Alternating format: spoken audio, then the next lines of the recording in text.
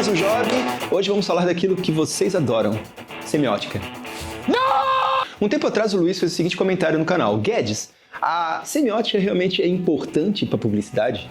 E ele explicou, ele falou que ele estava tendo aula de semiótica, que os professores bombardeavam com informações e teorias, mas ele não conseguia ver relação entre semiótica e o que aquilo na prática realmente era importante para a publicidade. E eu estou aqui para falar para vocês que é sim muito importante, e eu vou explicar o porquê. De cara, eu já quero dizer para vocês que nós estamos aqui falando da semiótica peirciana. Ela trata da forma como nós interagimos com os fenômenos, ou seja, com tudo aquilo que a gente pode perceber, e dessa interação os signos surgem. Então o signo é tudo aquilo que pode ser percebido por uma mente em potencial. Isso que aconteceu com o Luiz na faculdade aconteceu comigo e acontece com todo mundo.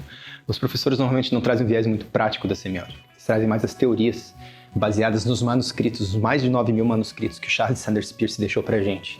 Esses manuscritos trazem as categorias universais dos signos e os desdobramentos que o Peirce trouxe a partir de entender como que nossa mente interage com o mundo, com o universo, com tudo que está em volta. Como a semiótica trata de entender justamente a forma como nós percebemos as coisas e através disso produzimos sentido, a publicidade ela precisa se utilizar disso para dar sentido às comunicações, justamente para gerar ali uma identificação que faça com que as pessoas consumam algo, ou seja, com o objetivo de venda.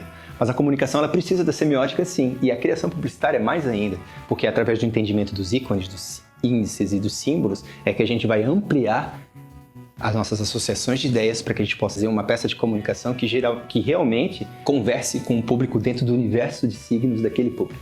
As categorias universais dos signos que eu falei, primeira idade, segunda idade e terceira idade, é no nível filosófico de Peirce. Quando a gente fala de processos gráficos, a gente está falando aí de ícone, de índice e de símbolo.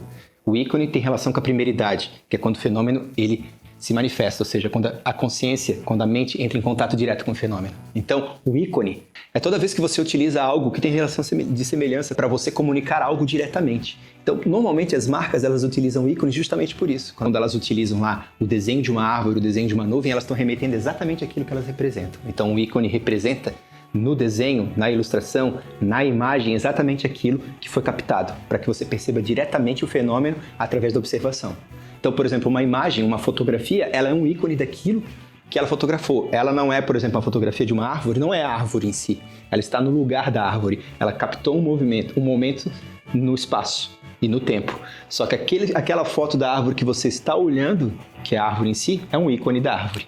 Assim como um desenho que você olha e diz isso é uma árvore, também é um ícone da árvore. E essa relação é direta.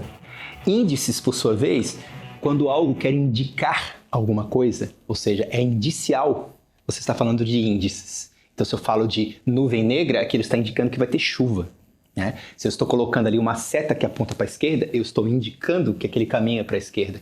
Então, o índice, ele é o signo gráfico que vai estar no lugar de algo que indica e não tem relação de semelhança necessariamente. Toda vez que você estiver diante, por exemplo, de um sinal de trânsito, você está diante de um índice gráfico, que pode ser um ícone ou não.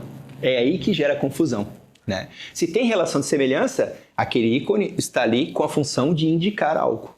Mas se a função indicativa ela é maior do que a demonstrativa, ou seja, de você denotar algo, ou seja, de você mostrar algo realmente como ele é, você está diante de um signo que é mais um índice do que um ícone. É aí que começa a gerar as confusões nos cursos de publicidade, nos cursos de comunicação. Porque tudo são os três ao mesmo tempo. São ícones, índices e símbolos. A função daquele signo gráfico, naquele momento, é que vai determinar se ele está no papel de ícone, de índice ou de símbolo. E aí você pergunta, tá, se um ícone tem relação de semelhança, se um índice tem a função de indicar, então o que é um símbolo? Um símbolo é um ícone ou um índice que agora todo mundo entende o que ele significa de uma maneira mais global, de uma maneira mais geral. Então eu falo para vocês, pomba branca, vocês falam paz, bandeira branca, vocês falam paz.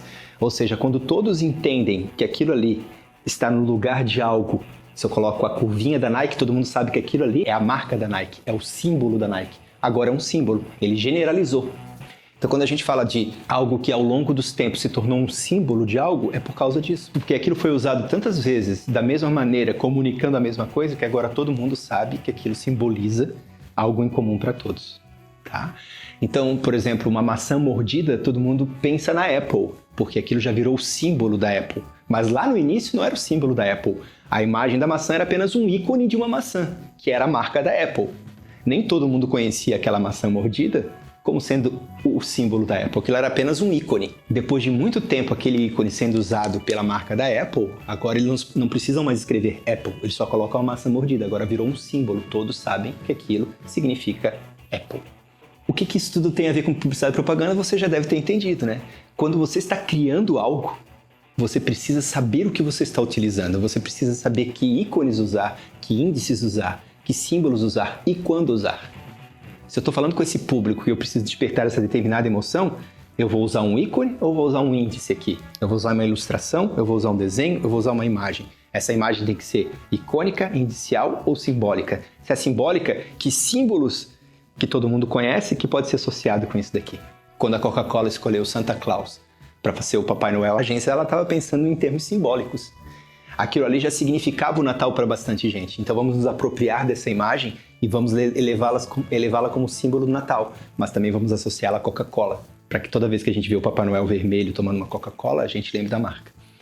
E é nessa hora que você começa a entender que entender semiótica, estudar semiótica de forma aprofundada vai fazer com que você veja o mundo além das meras aparências. Você vai entender que cada um desses signos gráficos, o ícone, o índice e o símbolo, e que a semiótica em si, ela gera nas pessoas efeitos, que a gente chama de interpretante na semiótica, mas isso é assunto para um outro job. Esse efeito que o signo gráfico teve na pessoa é o que vai determinar a ação dela, e é por isso que você precisa entender. Eu vou falar um pouco mais sobre isso de maneira prática nos próximos jobs, mas eu vou aprofundar isso bastante através de técnicas de criação num curso que eu vou dar em breve aqui no canal. Obrigado por ter assistido até aqui, sintam-se abraçados e até o próximo job.